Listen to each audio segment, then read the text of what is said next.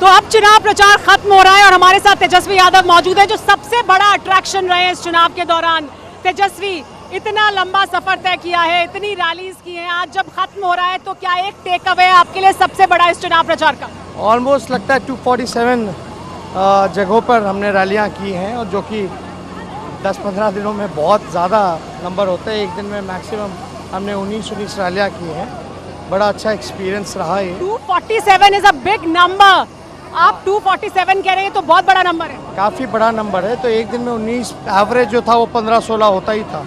जो जनसभाओं में भीड़ उमड़ रही है वो वोट में परिवर्तित होने वाली है, मतलब जो पहला दूसरा चरण का गया है वो कन्वर्ट तो हुआ है वोट, और पक्का हम लोग कंफर्टेबली मेजॉरिटी में गवर्नमेंट जो है बहुमत हमारी आ रही है। 144 सीट्स पे हम लोग लड़ रहे हैं, लेकिन I will not give any one number, but Mahagathbandhan को कंफर्टेबली हम लोग मेजॉरिटी में आ रहे हैं।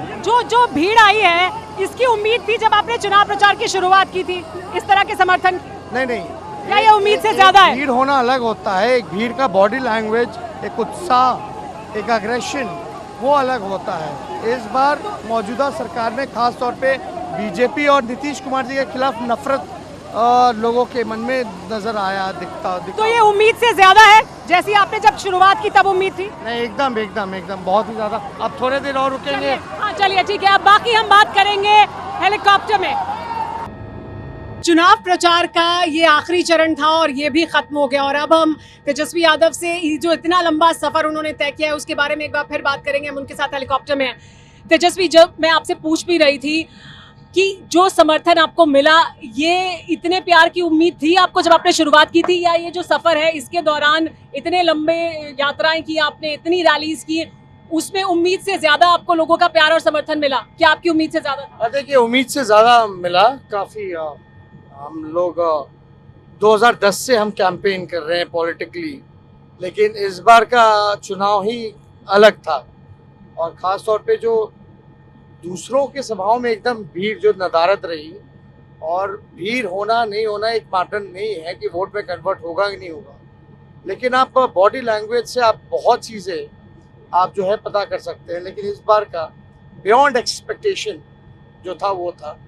उम्मीद थी कि अच्छा रहेगा, लेकिन एक तरफा रहेगा, ये उम्मीदें थी। क्या इसी वजह से आप इतने बड़े संख्या बल की भी उम्मीद कर रहे हैं? इसी बॉडी लैंग्वेज की वजह से जो उम्मीद से ज्यादा आपको लोगों का प्यार और समर्थन मिलता दिखाई दिया?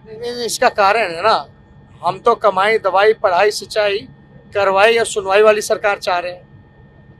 ये हमारा मुद्दा है। बेरोजगारी, कारखाना, गरीबी, भुखमरी, पलायन, दवा, अस्पताल, अच्छी शिक्षा, ये हमारा एजेंडा है। कुछ लोगों का ये एजेंडा है ही नहीं। कुछ लोगों का बासी पन्ने जो इतिहास के हैं वही हैं, जिसका कोई महत्व नहीं रह गया, और ख़ास तौर पे होगा भी क्या उनका, क्योंकि 15 साल तक कोई उपलब्धि है ही नहीं गिनाने को। अगर उपलब्धि होती तो शायद गिनवाते। आपने बताया कि इससे पहले भी आपने तमाम चुनाव प्रचार किए हैं, जाहिर सी बात है, बहुत क्योंकि राजनीतिक परिवार से ही आप आते हैं। ये जो चुनाव प्रचार था, ये इस वजह से भी आपके लिए शायद अलग था क्योंकि आप अकेले एक वन मैन आर्मी की तरह पूरे बिहार में घूम रहे थे और लालू जी भी साथ नहीं थे। तो आपके लिए कितनी बड़ी चुनौती थी ये इलेक्शन बिहार का? ये पहला चुनाव है जिसमें गैर मौजूदगी में लालू जी के हमारी पार्टी चुनाव में है। इससे पहले ऐसा नहीं हुआ, तो जाहिर से तौर पे उनकी कमी तो खलेगी ही, लेकिन पार्टी के नेता और वर्कर और हमारे ऊपर जिम्मेवारी भी दुगुना 3 गुना हो गई थी। तो उसी जिम्मेवारी को निभाते हुए आप देख सकते हैं कि एक एक दिन में 19 सभाएं, रैलियां, ताकि कहीं ना कहीं से लोगों में उनकी कमी का जो है एहसास जो है वो ना हो। तो हमारे ऊपर जिम्मेवारी काफ़ी थी, बड़ी थी। अब देखना है, परिणाम आएगा तो हम तो कॉन्फिडेंट है, लेकिन फिर भी जब तक परिणाम नहीं आ जाता कि कितना कामयाब हुआ। आपने कहा कि जिम्मेदारी बड़ी थी और कमी ना खले लालू जी की, इस वजह से आप इतना ज्यादा जगहों तक गए, लोगों तक पहुंचने की कोशिश की, तो उस कमी को आप भर पाए? उम्मीद तो है, क्योंकि और दूसरे नेताओं तो आसपास भी नहीं टिके हैं। अगर 247 रैलियों की बात करें तो हमको नहीं लगता किसी ने भी इसका आधा भी किया होगा। लेकिन ये नारा तो बीजेपी भी दे रही थी, एनडीए भी दे रही थी, अब की बार 200 पार। वो झारखंड में भी दिया, दिल्ली में भी दिया। वो नारे करते हैं, बस चुनावी जुमला होता है। जो आपने वादा किया है, आपने एक सबसे बड़ा वादा किया है कि पहला हस्ताक्षर आप 10 लाख नौकरी के लिए करेंगे, लेकिन उसके अलावा दूसरा और तीसरा कदम क्या होगा? पहला कदम के बारे में तो सब सुन रहे हैं, आगे आपकी प्रायोरिटीज क्या है, टॉप 3 प्रायोरिटीज? आपको मैंने बताया, पढ़ाई, दवाई, कमाई, सिंचाई, सुनवाई और कार्रवाई वाली सरकार। प्रायोरिटी आप देखिएगा, पलायन, कारखाना, निवेश आए। देखिए, निवेश आएगा, कारखाने लगेंगे, इंडस्ट्री आएगा, आईटी सेक्टर में भी बड़ा SEZ की स्थापना की जा सकती है, आईटी पार्क खोला जा सकता है। क्यों नहीं आ सकते? आ सकते हैं, बस इच्छा शक्ति की कमी मौजूदा सरकार में दिखी है। और एग्रीकल्चर में खास तौर पे, विशेष तौर पे ध्यान देना पड़ेगा। तो ऑलराउंड स्पोर्ट्स, एजुकेशन, हेल्थ, ये तो आपको प्राइमरी, ये तो आपको मतलब बेसिक है। ये तो आपको कम से कम नेशनल एवरेज के मुकाबले सुधारना ही चाहिए। उसमें हम लोग करेंगे काम, लेकिन बेरोजगारी बहुत बड़ा मुद्दा है, पलायन बहुत बड़ा मुद्दा है, बाढ़, सुखाड़। नॉर्थ बिहार जो है वो बाढ़ से परेशान है और साउथ बिहार जो है वो सुखाड़ से परेशान रहता है। आपने कहा सुनवाई और कार्रवाई की सरकार होगी। लगातार एक कोशिश की गई कि आपको जोड़ा जाए लालू जी के कार्यकाल के साथ, क्या आप अपने आप को उससे अलग कर पाए? नहीं, हम तो उस कार्यकाल में थे ही नहीं, पहली बार। और वो दौर जो था वो सामाजिक न्याय का दौर था। अब का जो दौर आया है वो आर्थिक न्याय का दौर है। जो लोग भी ये करना चाह रहे हो, अनुभव की कमी दर्शाता है, या आप कह सकते इतने अनुभवी होने के बावजूद भी अनुभव खत्म हो गया अचानक से, क्योंकि भय हो गया उनके मन में। किसका भय हो गया? जनता का। आपका भय? नहीं, मेरा क्या, हम तो जनता के साथ है ना। ये चुनाव तेजस्वी नीतीश जी का नहीं है, ये चुनाव जो है मोदी जी और लालू जी का नहीं, बल्कि ये चुनाव जनता और सरकार के बीच है, और हम लोग जनता के साथ हैं। अच्छा, आप इस वक्त जो राजनीतिक परिदृश्य है बिहार का, उसमें कुछ प्रमुख चेहरे हैं। एक बहुत ही लाइटर टोन पे मैं आपसे जानना चाहूंगी कि जो ये चुनाव है, इसमें मैं एक एक कर नाम लेती हूँ, उनके साथ आपका कोई आगे समझौता, कोई दोस्ती हो सकती है और किस कंडीशन पे हो सकती है, अगर आप बता पाए? चिराग पासवान। मोदी जी के अनुमान है, नहीं हो सकता। आपका क्या अनुमान? हम तो कह रहे वो, जब मेरा अनुमान से क्या, जो अनुमान ही कह रहे हैं मेरे मोदी जी के साथ हैं, वो मोदी जी के अनुमान है, तो उसमें मेरा कोई राय का मतलब ही नहीं है। हमने वजह भी बता दी और परिणाम भी बता दी। पप्पू यादव। सीट खाता ही नहीं खुलने वाला, तो इसलिए वो कंटेंडर ही नहीं है। अब एक भी विधायक MLA है क्या, MP है क्या? वही स्थिति रहनी है। कुशवाहा जी, RLSP। देखिए, खाता ही नहीं खुलेगा। पर वो अब आपकी तारीफ कर रहे हैं। अब पता नहीं अब तारीफ कर रहे हैं या क्या कर रहे हैं, लेकिन मुसीबत में है। तो मुसीबत में है और आपकी तारीफ कर रहे हैं, तो आप कंसिडर करेंगे अगर वो आते हैं आपके पास, बात करते हैं, अगर आपके पास वो संख्या बल आता है और आपको जरूरत पड़ी उनकी? खाता खुले तब तो।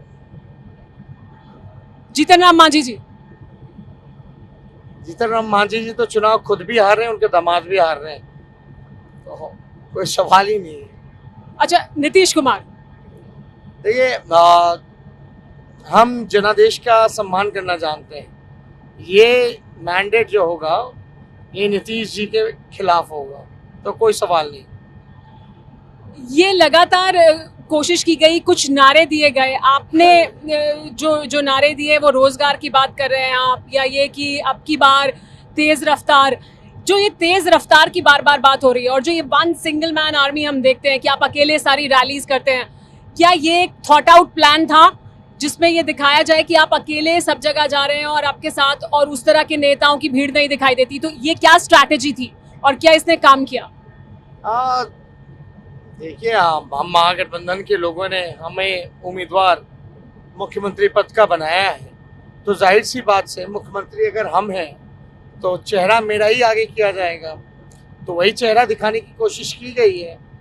और बाकी सब नेता तो हैं ही, उसमें ऐसा कोई नहीं, हर पार्टी की स्ट्रैटेजी होती है, उसके तहत हम लोगों ने अपना किया। पिछले चुनाव में महागठबंधन था तो नीतीश कुमार जी का ही फोटो था, बिहार में बाहर है नीतीश कुमार है।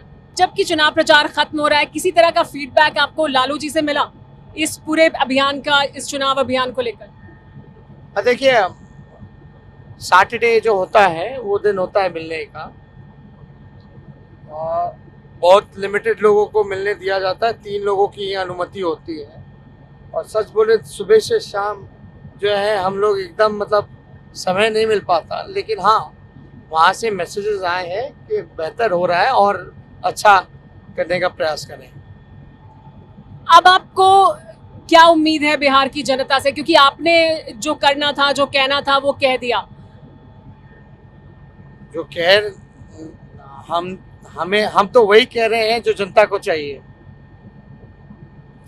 और जो जनता को नहीं चाहिए वो विपक्ष के लोग कह रहे हैं। तो जाहिर सी तौर पे अगर जो जनता की बात करेगा वही जीतेगा, तो अब जनता को फैसला करना है। लेकिन जो विपक्ष के लोग हैं वो तो बार बार ये गुंडा राज के युवराज हैं और इस तरह के स्टेटमेंट्स दे रहे हैं, उसका असर होगा या उसको भूल चुकी है जनता? ना 15 साल से ये सरकार में डबल इंजन की सरकार है, नीचे से लेके ऊपर तक इनकी सरकार है। अगर हम गुंडा हैं तो पकड़ लो, जेल के भीतर डाल दो ना। आप कर क्या रहे हो फिर 15 साल में? लेकिन उनकी कोशिश दरअसल आपको जिस 15 साल को आप नहीं याद दिलाना चाहते उससे जोड़ने की है। जोड़ने की है, राजनीति के तहत बदनाम करने की है, पॉलिटिकल वेंडेटा है, तो ये जनता समझ रही है। आपने कहा पॉलिटिकल वेंडेटा है और जनता इसे समझ रही है, लेकिन जनता में आपका जो अपना वोटर है उसके साथ क्या आपको बाकी तमाम लोगों का वोट भी मिलेगा? क्योंकि आपने जो नारा दिया उसमें आपने सामाजिक न्याय के बाद अब आर्थिक न्याय की बात की, तो आर्थिक न्याय में किसी एक जाति या वर्ग की बात नहीं कर रहे हैं, युवाओं की बात कर रहे हैं। क्या वो मैसेज जा पाया है लोगों तक नीचे, और अगर वो गया है तो उसका क्या फीडबैक है? नहीं, देखिए काफ़ी फीडबैक गया है, और हम तो शुरू दिन से कहते रहे A to Z की पार्टी है और सबको साथ लेकर के चलेंगे। अल्टीमेटली बिहार के आबादी 12 करोड़ है, तो सबके साथ जस्टिस करना है। आपके लिए एवरीवन इज इक्वल, सब बराबर हैं। तो जात धर्म की राजनीति बहुत हो गई, नफरत की राजनीति। अब तरक्की की बात होनी चाहिए, उत्थान की बात होनी चाहिए, मुद्दे और काम की बात होनी चाहिए। जब आप A to Z की राजनीति की बात करते हैं, और अभी तक जो हमने राजनीति देखी है, जो अब से पहले तक करी जाती रही है, जिसमें जातियां प्रमुखता से सामने रही हैं, जाति के आधार पर टिकटों का बंटवारा किया जाता है, कैंडिडेट्स को चुना जाता है, तो वो राजनीति का क्या अब समय बीत गया? और फिर अगर A to Z की राजनीति होगी तो आपके अपने कोर वोटर का क्या होगा? क्या वो डिसइल्यूजन नहीं होगा? A to Z में एवरीवन इज इंक्लूडेड ना, और कोर वोटर तो हमेशा से साथ है। प्रॉब्लम ये है ना कि हमारी शुरू से ही A to Z की पार्टी थी, है और आगे भी रहेगी। कुछ लोग जो एक प्रोपेगेंडा चला के हम लोगों को एक सीमित करने की कोशिश की गई, ताकि बदनाम करने की कोशिश की गई, ताकि दिखाया जा सके कि फलना जात फलना धर्म की पार्टी है ये। तो हम तो शुरू से ही कहते रहे हैं A to Z की पार्टी है, लेकिन इस बार कितना भी लोग प्रयास करें ये चलने वाला नहीं, क्योंकि सब लोगों ने देखा है रिप्रेजेंटेशन का अगर सवाल आता है, टिकट डिस्ट्रीब्यूशन का अगर सवाल आता है, तो सभी जात, सभी धर्म, सभी वर्गों का ख्याल हम लोगों ने किया है। A to Z की पार्टी आप लगातार कह भी रहे हैं, और आपका जो नारा है उसमें ये तो जो कोशिश की गई बार बार ये करने की कि ये 15 साल या ये वादे सिर्फ जुमले हैं, वो काम नहीं करेगा फिर? एकदम कोई सवाल नहीं। मैं कह रहा हूँ ना, मेरे को मुद्दे की बात करनी है। जात पात धर्म की राजनीति हो गई, हम इन चीज़ों में नहीं पढ़ना चाहते हैं। गरीबी है, भुखमरी है, पलायन है, बेरोजगारी है, महंगाई है, शिक्षा, चिकित्सा, इन सारी चीज़ों पे हम लड़े हैं। भ्रष्टाचार के मामले पे लड़ रहे हैं, तो हम तो उधर ध्यान ही नहीं देना चाहते। अब वो क्या कर रहे हैं उसलिए तो जनता उनको भगा रही है। लेकिन ये लगातार दावा किया जा रहा है कि आप कह रहे हैं भगा रही है, लेकिन वो कह रहे हैं कि नहीं, हम तो वापस सत्ता में आने वाले हैं, समर्थन मिल रहा है बहुत ज़्यादा। सबको अपना कहने का अधिकार है, कह रहे हैं, 10 तक ही कह पाएंगे ना, तो थोड़े दिन तक मानसिक सुकून ले लेने दीजिए। अच्छा, 9 तारीख को आप लगातार कहते रहे, तो अब तो चुनाव प्रचार खत्म हो गया, तो अब 9 तारीख का क्या प्लान है? अभी 9 तारीख तो, अब तो 7 को चुनाव है, अभी तो प्रचार है, मैनेजमेंट होता है, बिहाइंड द सीन भी काम होते हैं, वो सारे काम में हम लोग लगेंगे और असेसमेंट जो होता है, आकलन जो होगा, एनालाइज करेंगे कि कहाँ क्या रहा, कितना पोलिंग। तो जन्मदिन के दिन जश्न नहीं होगा, उसके बाद होगा? नहीं, जश्न क्या, बिहार की जीत होगी, उसी में खुशी है। अच्छा, ये मैंने आपसे पहले भी पूछा, ये कि ये जो आपका ये जो चुनाव प्रचार रहा, जाहिर सी बात है आपके अकेले कंधे पर आपने इस पूरे चुनाव प्रचार को किया, वन मैन आर्मी की तरह रहे सामने। What are your takeaways? आपका क्या टेक अवे है इस पूरे चुनाव प्रचार से? आपके लिए क्या बदलाव आपने महसूस किया? देखिए, इच्छा शक्ति हो तो कुछ भी हो सकता है और मेहनत जरूर रंग लाता है और सच की जीत होती है। तो हम लोगों ने जो सच्ची बात है, हकीकत जो है, ज़मीन से जुड़े हुए उन चीज़ों को रखा है और इच्छा शक्ति हम लोगों ने दिखाई है कि बिहार के लिए कुछ करना है और मेहनत हमने की है, सबसे ज़्यादा सभाएं, तो ज़रूर रंग लाएगी। अनुभवहीनता का जो आप पर बार बार आरोप लगता है, उसका क्या जवाब देंगे कि युवा हैं, अनुभवहीन हैं? आप कहते हैं युवा हैं, हम तेज रफ्तार सरकार चलाएंगे, लेकिन कहा जाता है अनुभवहीन है। अनुभव नहीं होता तो इनको बोलने की जरूरत ही नहीं पड़ती, इतना समय क्यों बर्बाद कर रहे हैं, वो जनता समझ जाती है। अच्छा, आपकी रैली में एक नारा बार बार सुनाई देता है कि एक हेलीकॉप्टर हमारा उड़ रहा है और 30 हेलीकॉप्टर बाकी लोगों के 40 हेलीकॉप्टर उड़ रहे हैं। बोलेंगे उधर थोड़ा दिखाएं, हेलीकॉप्टर दिखाएं। तो ये हेलीकॉप्टर जो है सब उन्हीं के हैं और मेरा ये हेलीकॉप्टर है। अभी कुछ के आए नहीं है, आ जाएंगे थोड़ी देर, लेकिन बिहार की जनता राजनीतिक और सामाजिक रूप से होशियार है, समझदार है, करारा जवाब दिया। तो हेलीकॉप्टर की संख्याओं से कोई फर्क नहीं पड़ेगा ना, कोई मुद्दे जो सही बात करेगा जनता उससे भी चुनेगी। अच्छा, ठीक है। I am not giving any number, जो मेजॉरिटी कंफर्टेबली आएंगे। यानी हर विधानसभा तक पहुंचे हैं आप? हाँ, हर कई जगह 2-3 विधानसभा को छोड़ दें, कोऑर्डिनेट्स कभी कभी क्या एक्यूरेट नहीं होता, तो लगभग सब जगह और कई विधानसभा में डबल भी हमने किए।